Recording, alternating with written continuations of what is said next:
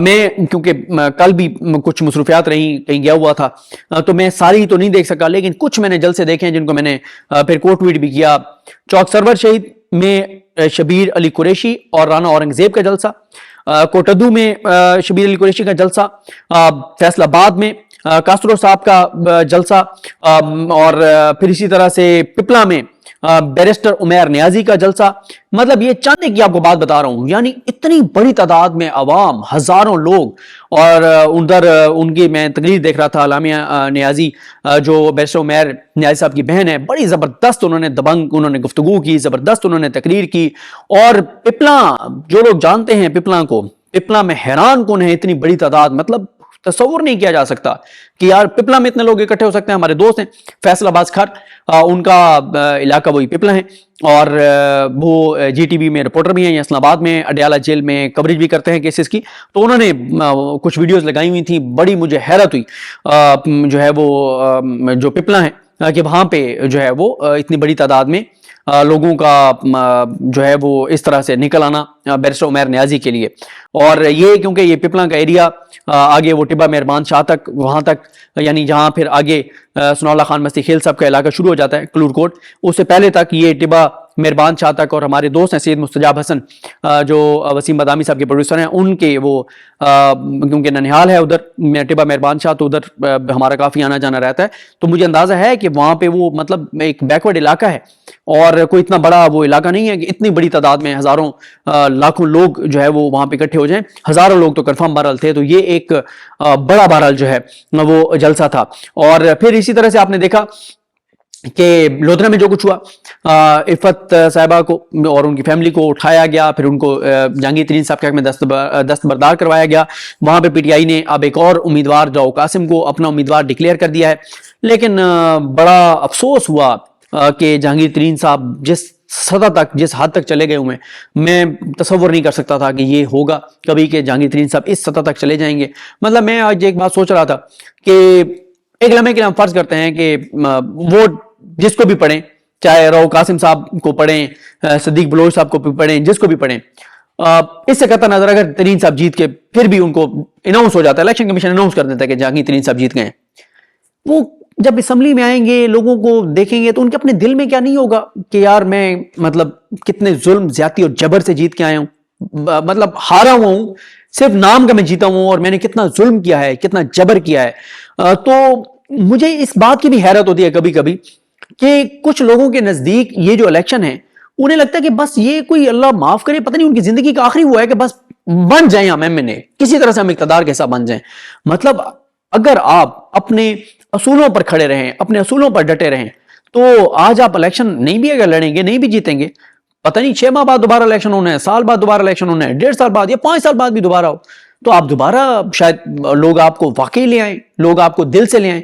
لیکن اس طرح سے جبر کے ساتھ، ظلم کے ساتھ، زیادتی کے ساتھ، ناانصافی کے ساتھ آپ آ بھی جائیں گے، تو کیا آپ کا آنا، مجھے بہرحال بڑی بڑی بڑی مایوسی ہوئی جہانگیر ترین صاحب سے۔ میں مطلب جس طرح کہ انہوں نے پہلے وہ ندیم ملک صاحب کے پروگرام میں ایک بیان دیا، اور یہ ساری چیزیں بڑی بہرحال جو ہے وہ افسوسناک ہیں اور تشویشناک ہیں۔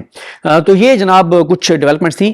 عمران خان کی تصویر آنا، عمران خان کی آڈیو کو پی ٹی آئی نے اپنے حق میں استعمال کرنا، جلسوں کا، آخری جلسوں کا زبردست، اور اختتام جو جلسے ہیں وہ زبردست اور شاندار کرنا، اور پھر بشرا بی بی صاحبہ کا ڈیل کی خبروں کے بعد جو ہے وہ اسلام آباد ہائی کورٹ جانا، یہ وہ ساری چیزیں ہیں جس میں پی ٹی آئی نے انتخابی مہم اس تمام ظلم، جبر، زیادتی، ناانصافی اور اس کڑے حالات، پاکستان کی تاریخ کے مشکل ترین حالات کے باوجود زبردست اپنی انتخابی مہم کا اختتام کیا ہے۔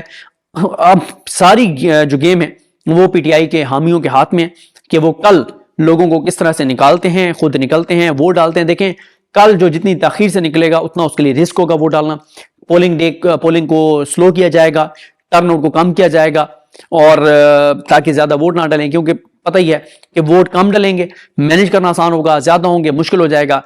تو لہٰذا آخر میں دوبارہ کہوں گا، جس بھی امیدوار کو اپنے ووٹ ڈالنے ہیں ضرور ڈالیے، لیکن پلیز کل ٹائم سے نکلیے، جا کے ووٹ ڈالیے، جس بھی جماعت کو ڈالنا ہے۔ سب سے کمال ایک اور کل ہوا ہے، اور وہ ہوا ہے علامہ راجہ ناصر عباس کی عمران خان سے ملاقات، اور اس کے بعد علامہ راجہ ناصر عباس صاحب کی باہر آ کے گفتگو۔ علامہ راجہ ناصر عباس صاحب مجلس ارباط المسلمین کے سربراہ ہیں، جرأت کے ساتھ عمران خان کے ساتھ کھڑے ہوئے ہیں، ڈٹ کے کھڑے ہوئے ہیں، اس وقت عمران خان صاحب نے ان کے ساتھ جو ہے ان کے ساتھ بہت سی اہم حلقوں میں ان کے ساتھ سیٹ ایڈجسٹمنٹ بھی کی ہے عمران خان صاحب نے اور پی ٹی آئی نے. اور وہ میں آپ کو بتا دوں کہ ان کو کہاں کہاں جو ہے وہ پی ٹی آئی نے بات المسلمین کو ان کو ایڈجسٹ کیا ہے. پنجاب میں جو ہے وہ سید ظہیر عباس ہیں, ان کا انتخابی نشان دروازہ ہے, این اے 92 بکھر سے ہیں. پی پی 18 راولپنڈی سے اسد عباس میز کرسی ان کا انتخابی نشان ہے. پی پی 186 اوکاڑا گلزار حسنین چارپائی ان کا انتخابی نشان ہے. کے پی کے میں این اے 37 پارا چنار حمید حسین خیمہ. پی کے 96 پارا چنار سید نجات حسین خیمہ, یہ ان کا انتخابی نشان ہے. بلوچستان میں این اے 262 کوئٹہ جعفر علی خیمہ. این اے 263 کوئٹہ ارباب لیاقت ہزارہ خیمہ. پی پی 42 کوئٹہ علامہ علی حسنین خیمہ. پی پی سوری یہ پی پی نہیں ہے, پی بی ہے دونوں بلوچستان. پی بی 40 کوئٹہ سید عباس خیمہ. سندھ میں این اے 193 شکارپور علامہ مقصود علی ڈومکی خیمہ. پی ایس 102 کراچی اصغر حسین شہیدی خیمہ. P S 103 Karachi Asghar Hussain Shahidi tower. P S 7 Shikarpur Asghar Ali صاحب جو ہیں خیمہ. یہ عمران خان صاحب جو ہے وہ انہوں نے ان کے ساتھ ایڈجسٹمنٹ کی ہے اور یہ عمران خان صاحب نے ان کو بہرحال ایڈجسٹ کیا. اب آ جائیں جناب, علامہ راجہ ناصر عباس صاحب جب عمران خان سے مل کے نکلے ہیں, انہوں نے 6 باتیں بہت اہم کی ہیں جس کا بڑا امپیکٹ گیا ہے, جو بہت وائرل ہوئی ہیں, جو لوگوں تک ایک بات پہنچی ہے. علامہ راجہ ناصر عباس صاحب کہتے ہیں عمران خان صاحب سے ملنے کے بعد کہ عمران خان کو اتنا پر اعتماد میں نے بنی گالہ یا زمان پارک میں نہیں پایا تھا جتنا میں نے ان کو اڈیالہ جیل میں پر اعتماد پایا ہے. عمران خان کو میں نے ملاقات میں پہلے سے زیادہ طاقتور پایا, وہ اپنے افکار اور نظریات پر ڈٹا ہوا ہے. جیل جا کر عمران خان کا اللہ پر توکل بڑا ہے. جیل جا کر عمران خان ٹوٹا نہیں بلکہ اس کی ہمت, جرأت, شجاعت اور بہادری اور جہاں تک کہ امید میں اضافہ ہوا ہے. کہا جاتا تھا کہ عمران خان 2 دن بھی جیل میں نہیں گزار سکتا, جیل جا کر ٹوٹ جائے گا.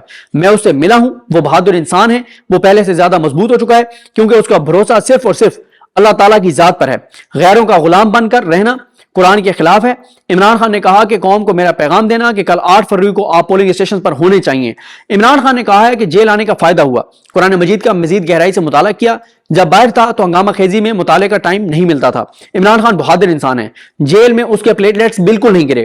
مجھے خوشی اور فخر ہے کہ ہم ایک دلیر اور بہادر انسان کے ساتھ کھڑے ہیں جو جیل جا کر بیمار نہیں ہوا بلکہ مزید طاقتور ہو گیا. عمران خان دلیر ہے, بہادر ہے, شجاع ہے, اپنے وطن کے ساتھ باوفا ہے. ہمیں فرقوں اور گروہوں میں تقسیم کر دیا گیا ہے. عمران خان عوام کو ایک قوم بنانا چاہتا ہے. عمران خان آزادی اور حریت کی بات کر رہا ہے, ورنہ آپ باقی لیڈروں کے کارناموں اور حلیوں سے واقف ہیں. شکر الحمدللہ کہ قوم ایک ایسے لیڈر کے پیچھے متحد ہو کر کھڑی ہو گئی ہے جو اپنے ملک سے وفادار ہے, جو ڈٹ کر کھڑا ہے, جو نہ خود بھی جھک رہا ہے نہ اپنی قوم کا سر جھکنے دے رہا ہے. عمران خان چاہتے ہیں کہ پاکستان کے عوام طے کریں کہ ہماری منزل کیا ہے, کہ عوام ہی طے کریں, باہر والے نہ بتائیں ہمیں کہ آپ کی منزل کیا ہے. اور وہ کہتے ہیں کہ آخری سانس اور خون کے آخری قطرے تک عمران خان کے ساتھ کھڑے ہیں. ہم کربلا والوں کے ماننے والے ہیں, قربانی دینے میں سب سے آگے ہوں گے. یہ علامہ راجہ ناصر عباس صاحب کی گفتگو ہے عمران خان صاحب سے ملنے کے بعد. ان کا جو ظاہر ہے علامہ راجہ ناصر عباس صاحب خود بڑی دبنگ شخصیت ہے, جس طرح ان کی گفتگو تھی اور اس نے بہرحال بہت زیادہ جو ہے وہ امپیکٹ کریٹ کیا ہے. پھر آخری جو دن تھا سب سے کمال ایک اور کل ہوا ہے اور وہ ہوا ہے علامہ راجہ ناصر عباس کی عمران خان سے ملاقات اور اس کے بعد علامہ راجہ ناصر عباس صاحب کی باہر آ کے گفتگو. علامہ راجہ ناصر عباس صاحب مجلس بات المسلمین کے سربراہ ہیں, جرأت کے ساتھ عمران خان کے ساتھ کھڑے ہوئے ہیں, ڈٹ کے کھڑے ہوئے ہیں. اس وقت عمران خان صاحب نے ان کے ساتھ جو ہے ان کے ساتھ بہت سی اہم حلقوں میں ان کے ساتھ سیٹ ایڈجسٹمنٹ بھی کی ہے عمران خان صاحب نے اور پی ٹی آئی نے. اور وہ میں آپ کو بتا دوں کہ ان کو کہاں کہاں جو ہے وہ پی ٹی آئی نے بات المسلمین کو ان کو ایڈجسٹ کیا ہے. پنجاب میں جو ہے وہ سید ظہیر عباس ہیں, ان کا انتخابی نشان دروازہ ہے, این اے 92 بکھر سے ہیں.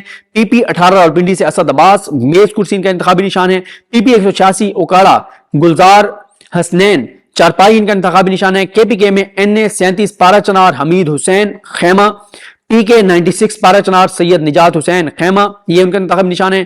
بلوچستان میں این اے 262 کوئٹہ جعفر علی خیمہ. این اے 263 کوئٹہ ارباب لیاقت ہزارہ خیمہ. پی پی 42 کوئٹہ علامہ علی حسنین خیمہ.